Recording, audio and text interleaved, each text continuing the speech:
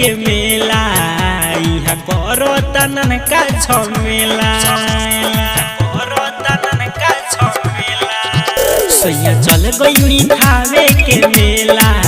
इहा करो तनन का झमेला ई तो कोनो नहीं खाता खाली दिन भर चिल्लाता ई तो कोनो नहीं खाता खाली दिन भर चिल्लाता पॉकेट होई चाहे सुना बलम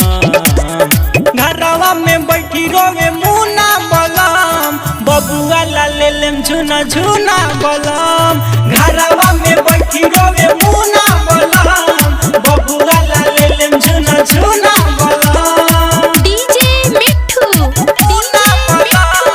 राजा पटसोनी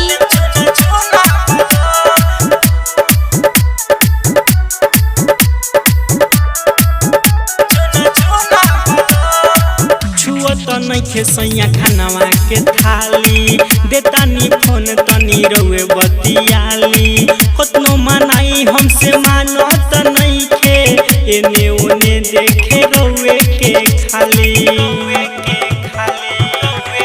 हाँ छुआ तो नइखे सैया खानावा के थाली देतानी फोन तनी रउए बतियाली कतनो मनाई हमसे मानो त नइखे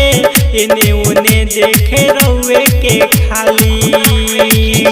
एकरा लागल रहे लालसा देखे खातिर माई के जलसा एकरा लागल रहे लालसा देखे खातिर माई के जलसा दुखवा दिले बाटे दूना बलम घरवा में बैठी रोवे मुना बलम बबुआ ला ले लेम झुना झुना बलम घरवा में बैठी रोवे मुना बलम बबुआ ला ले लेम झुना झुना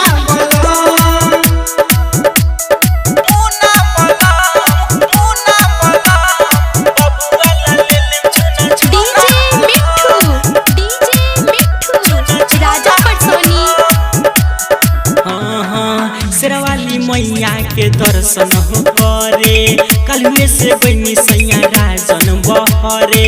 कोरी न लेट बया जाई घरे लेकिन ना कोई साथे तंग बहरा करे शेरवाली मैया के दर्शन हो करे कलुए से बनी सैया राजन बहरे कोरी न लेट बया जाई घरे लेकिन ना कोई साथे तंग बाड़ा करे दिलदार दीपेंद्र पारा शादी रामा शंकर से पेठा दी दीपेंद्र पारा शादी रामा शंकर से पेठा दी बात मानत नहीं केहू ना बलम घरवा में बैठी रोवे मुना बलम बबुआ ला ले लेम झुना झुना बलम घरवा में बैठी रोवे मुना बलम बबुआ ला ले लेम झुना झुना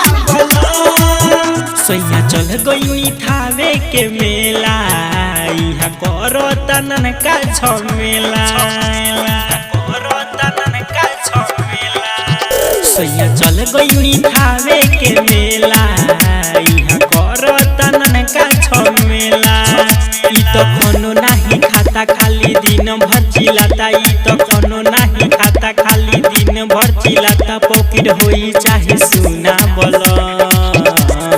घरवा में बैठी रोवे मुना बलम बबुआ ला ले लेम झुना झुना बलम।